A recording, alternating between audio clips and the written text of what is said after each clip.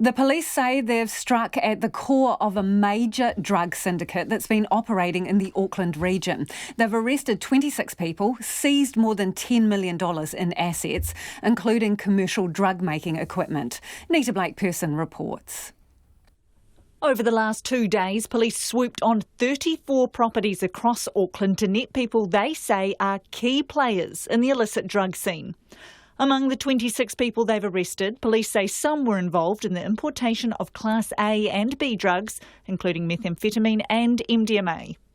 And they believe they've busted up a big syndicate.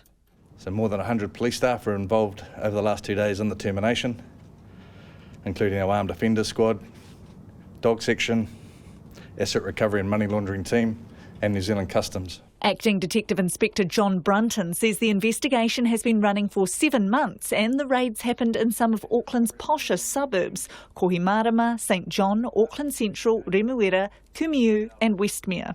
He says the syndicate was responsible for producing large quantities of a certain type of pink ecstasy pill known as pink Porsches.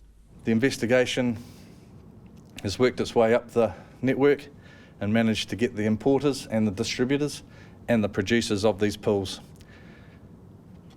We've managed to take 2 of the commercial pill presses and seize those, along with a large amount of the pills themselves and other drugs. 4 pistols, a couple of rifles and $600,000 in cash has also been seized. And we've seized residential properties, a number of high-end motor vehicles,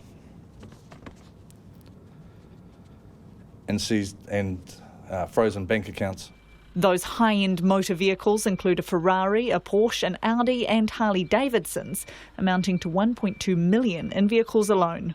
Acting Detective Inspector John Brunton says it's a large-scale disruption to the drug network in the country. I believe that being able to get to that higher level will impact on the drug scene, especially the ecstasy pills within Auckland. And I think there's some opportunities there to make it more permanent. He says it's a dangerous group that's been creating havoc. Yeah, I think the difference here was that they're importing the MDMA powder and making the ecstasy pills here in a commercial property in Auckland. And that allowed them to have more control over the distribution within New Zealand. Those arrested face a range of charges and further charges may be laid. For Checkpoint, Nita Blake-Persen.